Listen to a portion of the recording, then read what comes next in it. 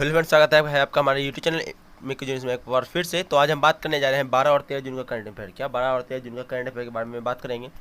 तो सबसे पहले बात 12 जून का कुछ इंपॉर्टेंट डेज वगैरह है, उसको बारे में बात करते हैं। तो 12 जून को क्या मनाया जाता है? World day against child labour. मतलब कि वर्ल्ड मनाया जाता है किसके अगेंस्ट? चाइल्ड लेबर के अगेंस्ट।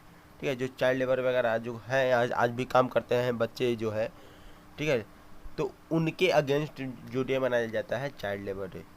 ठीक है, ठीक है। तो अब आगे बढ़ते हैं। ये किसने लॉन्च किया था? तो इंटरनेशनल लेबर ऑर्गेनाइजेशन, मतलब कि ILO के द्वारा ये लॉन्च किया गया था कब? 2002 में। किस चीज़ के लिए?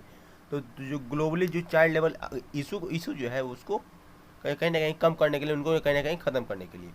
ठीक है, इसका थीम क्या, इस बार का थीम क्या रहने वाला है? Universal social protection and in child labour. मतलब कि यूनिवर्सल सोशल प्रोटेक्शन और चाइल्ड लेबर को ख़त्म करना, इसका क्या इसका थीम है इस बार का। ठीक है, आगे बढ़ते हैं। इसमें क्या है? 12 से 20 जून, कब? 12 से 20 जून तक, 12 से 20 जून तक NCPCR के द्वारा चाइल्ड लेबर वीक मनाया जाएगा। क्या? NCPCR के द्वारा चाइल्ड लेबर वीक मनाया जाएगा। ठीक है। अच्छा, NCPCR का फुल फॉर्म क्या हुआ? तो national commission for protection of child right. क्या? National commission for protection of child right के द्वारा इस बार इस वीक मनाया जाएगा। क्या? 12 से 20 जून तक। ठीक है। और ये जो है ना, कितने प्लेस पर? 75 प्लेस पर मनाया जाए। कितने प्लेस पर? 75 प्लेस पर मनाया जाए। किस? As a part of 75th anniversary celebration of India independence.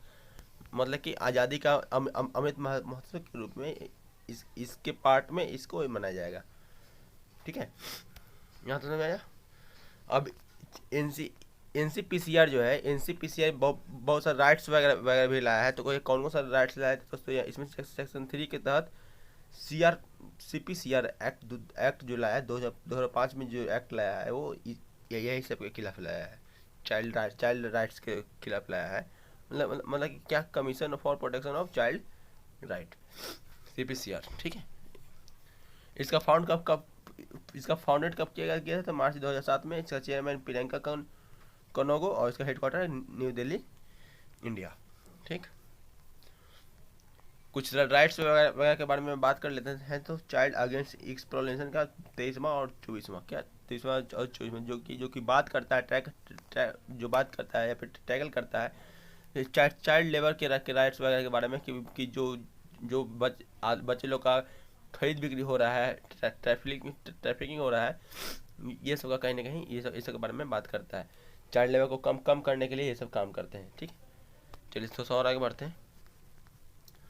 Which of the following country has elected as non-permanent member of UNSC? मतलब कि UNSC का नॉन परमानेंट मेंबर कौन कौन से कंट्री को चुना गया है इन चारों में से? अच्छा, UNSC का full form United nation of security council. United nation security council का नॉन परमानेंट, कौन सा नॉन परमानेंट मेंबर चुना गया? किसको? इक्वाडोर, स्विट्जरलैंड, माल्टा और मोजाम्बिक। मतलब ये चारों जो है, चारों को चुन लिया गया। मतलब कि ऑल ऑफ द एबव। ठीक है। अब किसी को तो चुना गया, यहाँ पर देख लेते हैं। Ecuador, Japan, Malta, Mozambique and Switzerland को UNSC के द्वारा नॉन परमानेंट मेंबर चुन लिया गया है 2023-2024 टर्म के लिए। ठीक है। और ये किसको रिप्लेस किया है? और ये किसको रिप्लेस किया है? तो ये इंडिया को रिप्लेस किया है, आयरलैंड को, केन्या को, मैक्सिको को और नॉर्वे को रिप्लेस करके इन्हें लाया गया है। ठीक है। बात रहा UNSC के द्वारा UNSC का फाउंडेड कब किया गया था? 24 नवंबर 1945 में। इसका हेडक्वार्टर कहाँ है? न्यूयॉर्क, यूनाइटेड स्टेट्स का। इसमें मेंबरशिप कितना है? टोटल 15 कंट्रीज का मेंबरशिप है। ठीक है।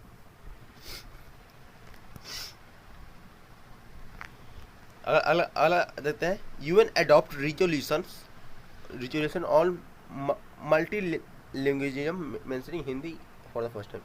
मतलब कि UN जो है अडॉप्ट किया है। मतलब UN जो कौन से है, यूनाइटेड नेशन जनरल असेंबली जो है, ठीक है, UNGA मतलब यूनाइटेड नेशन जनरल असेंबली ने ऐसा कहा कि आपको जो हिंदी लैंग्वेज भी है उसको भी हम लोग सुनेंगे, उसको भी कहीं ना कहीं हम लोग प्रमोट अब करेंगे। ठीक है, ये पहली बार ऐसा हो रहा है कि कहीं कोई जो नेशनल लेवल पे कहीं पे कमेटी वगैरह बैठ रहा है, वहाँ पे हिंदी को अब अडॉप्ट किया जाएगा और हिंदी को भी प्रमोट किया जाएगा।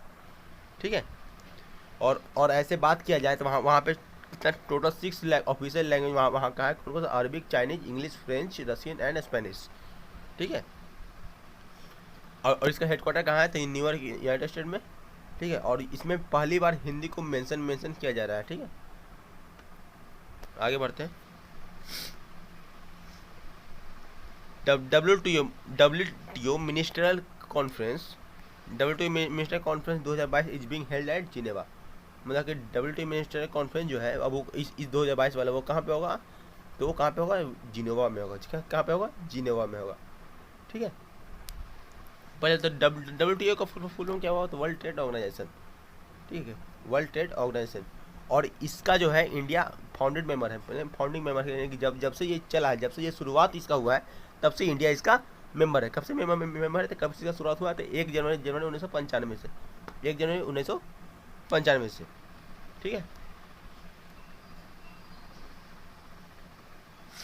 अगला देखते हैं। Prime minister Narendra Modi has recently inaugurated the headquarter of the Indian national space promotion and authorisation centre in space in which country. मतलब प्राइम मोदी किस सिटी में, किस सिटी में इनऑर्गेनेट किया है इंडियन नेशनल स्पेस प्रमोशन को। ठीक है, तो कौन सा सिटी है, तो अहमदाबाद गुजरात। कहाँ पे, अहमदाबाद गुजरात में, अहमदाबाद गुजरात में, जो जिसे बनाया गया है क्या, इन स्पेस के हेडक्वार्टर वगैरह के बारे में। ठीक है,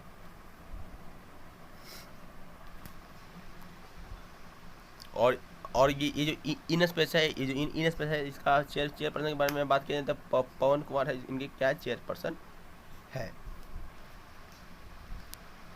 अगला कहते हैं NHAI inter Guinness world record for laying 75 kilometre highway in 105 घंटा। मतलब कि 105 घंटा में 75 किलोमीटर का रोड बनाने के कारण NHAI को, मतलब national highway authority of India, इसका हाईवे जो कि हाईवे वगैरह पे को बनाने का काम करते हैं, ठीक है, उन्हें क्या सम्मानित किया गया है, वर्ल्ड गिनीज वर्ल्ड रिकॉर्ड में अपना नाम दर्ज करा लिया है। क्यों, क्योंकि ये 75 किलोमीटर का रोड मात्र 105 घंटे में बना चुका है। ठीक है, और ये जो है ना, और ये रोड कहाँ से कहाँ बना था, अमरावती से अकोला डिस्ट्रिक्ट जो कि महाराष्ट्र में पड़ता है, वहाँ पे ये रोड बनाया गया है। ठीक है, union finance minister Nirmala Sitharaman inaugurated Dharohar the national museum of custom and GST in which state. मतलब कि the national museum of custom and GST Dharohar जो है किस स्टेट में निर्मला सीतारामन ने इन्हें इन आर्गुएट किया है, तो कौन सा स्टेट है, तो गोवा। अभी बात करें धरोहर क्या है, तो धरोहर है जो धरोहर जो है, ये पणजी का famous blue building on the of bank है। ठीक है, जो कहा पणजी का फेमस ब्लू बिल्डिंग जो कि कहाँ पे स्थित है, मंदोवी रिवर के नज़दीक, मंदोवी रिवर के किनारे स्थित है। ठीक है, अब धरोहर एक तरह का ऐसा म्यूजियम है कंट्री का जो कि दिखाता है, जो कि दिखाता है क्या, वैसे ऐसे मूर्तियाँ जो इंडिया के बाहर ले जाया गया, स्मगलिंग वगैरह करके ले जाया गया, उसे दोबारा लाया गया इंडिया, वही सब चीज़ के बारे में यहाँ पे चर्चा किया जाएगा, यहाँ पे लाया जाएगा, और उस पर और भी वर्क किया जाए कि इंडिया के बाहर जो भी मूर्तियाँ वगैरह गई है उसे कहीं ना कहीं किसी तरह से वापस लाया जाए। ठीक है, तो और इसका कैपिटल के बारे में बात कर लेते हैं। तो कैपिटल हो गया पणजी, CM हो गया प्रमोद सावंत, और गवर्नर S श्रीधरन पिल्लाई। ठीक है, Ratan Tata conferred on honorary D Litt by HNSC university. मतलब कि रतन टाटा को ऑनर किया गया है किसकी, कौन सा यूनिवर्सिटी के द्वारा, HNSC यूनिवर्सिटी के द्वारा। ठीक है, डॉक्टर लिट। ठीक है, यहाँ पर आगे बढ़ते हैं, जो कि अच्छा यहाँ पर देख लीजिए, आपको यहाँ तो आप लोगों को मालूम ही होगा कि रतन टाटा जो है वो क्या चेयरमैन, टाटा ग्रुप के क्या चेयरमैन है, कब से 1990 से 2012 तक। ठीक है, और इन्हें ये अवार्ड इसलिए दिया गया ना, इन्हें ये अवार्ड इसलिए दिया गया कि वो कहीं ना कहीं समाज को सुधारने के लिए बहुत सारे योगदान दिए। ठीक है, बहुत सारे डोनेशन वगैरह दिए हैं, बहुत सारे योगदान वगैरह दिए समाज को सुधारने के लिए। ठीक है, तो इसलिए इन्हें ये अवार्ड से सम्मानित किया गया है। ठीक है, डिलीट से। Women's hostel funded by Indian government in argument in satellite. मतलब कि वोमेंस एक हॉस्टल बनाया गया है जो कि जिसको फंड किसके द्वारा किया जाएगा, इंडियन गवर्नमेंट के द्वारा किया जाएगा। ठीक है, इंडियन गवर्नमेंट के द्वारा किया जाएगा। कहाँ पे, बांग्लादेश में। कहाँ पे, बांग्लादेश में। ठीक है, और अच्छा इसका पूरा लागत जो हो, इसका पूरा लागत कितना है, 4.35 करोड़, कितना है, 4.35 करोड़ का लागत होगा, और इसमें टोटल 160 वुमेन स्टूडेंट रह पाएंगे।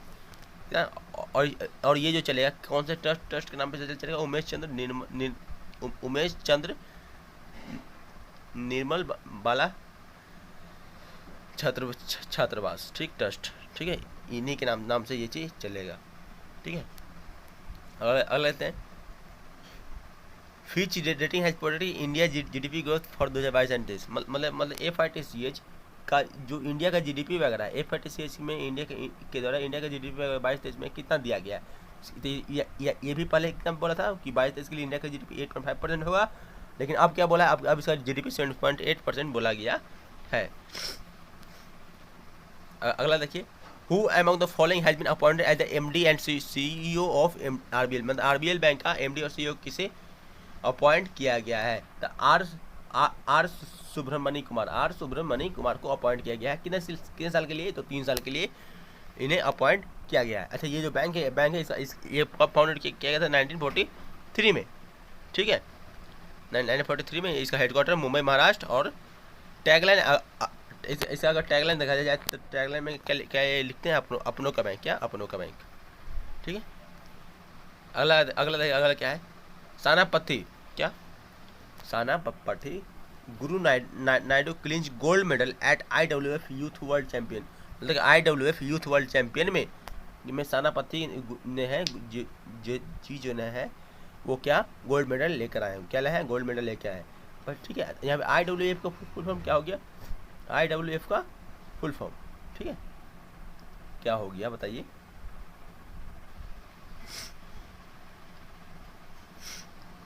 यहाँ पर देखिए IWF का फुल फॉर्म मैंने लिखा है इंटरनेशनल वेट लिफ्टिंग फेडरेशन, क्या इंटरनेशनल वेट लिफ्टिंग फेडरेशन, जिसमें इन्होंने क्या गोल्ड जीत कर आया है, ठीक है। इसका हेडक्वार्टर अगर देखा जाए तो लॉसेना स्विट्जरलैंड, कहाँ पे, लॉसेना स्विट्जरलैंद में इसका हेडक्वार्टर है। अगला देखते हैं, शॉर्ट पुटर, क्या shot putter Manpreet Kaur breaks national record, shot putter Manpreet Kaur ने है जो है वो क्या नेशनल रिकॉर्ड्स को ब्रेक कर चुकी है, ठीक है। और ये जो है ना, ये जो नेशनल जो रिकॉर्ड बनाया गया था वो किसके द्वारा, ये नेशनल रिकॉर्ड इन्हीं के द्वारा बनाया गया था 18 मीटर का। और इन्होंने इस बार अपने 4th अटेम्प्ट में एक नया रिकॉर्ड बनाया 18.06 मीटर का, ठीक है। कहाँ पे, तो चेन्नई में। और ये इंडिया के फर्स्ट वोमेन बन चुके हैं, क्या 18 मीटर के स्पॉट को पार करने के लिए, ठीक है। और इनका प्रीवियस रिकॉर्ड अगर देखा जाए तो 17.96 था, ठीक है। चलिए आगे बढ़े, India created history by qualifying FIFA world cup, India created history by qualifying FIFA national cup 2022, मतलब फीफा नेशनल कप 2022 को क्वालिफाई करने के बाद इंडिया एक हिस्ट्री बना चुका है, मतलब कि फीफा जो कप हुआ है इस बार, ठीक है, उसको इंडिया क्या कर चुका है, इंडिया क्वालिफाई कर चुका है। अच्छा, ये जो फीफा का जो कप होता है वो किसके खिलाफ होता है, तो वो किसके लिए, तो फुटबॉल वाले के लिए ये जो कप है जो जाना जाता है, ठीक है। और इसमें कितना टीम थे, टोटल 24 टीम थे, 24 टीम थे जिसमें इंडिया आगे निकला है, जिसमें इंडिया आगे निकला है। तो ठीक है, आज के लिए इतना ही, बाकी मिलते हैं हमको अगले वीडियो में। तो अगले हाँ हंसते रहिए, मुस्कुराते रहिए, और चैनल को सब्सक्राइब जरूर कीजिएगा। फिर आपको मिलते हैं अगले वीडियो में। जय हिंद।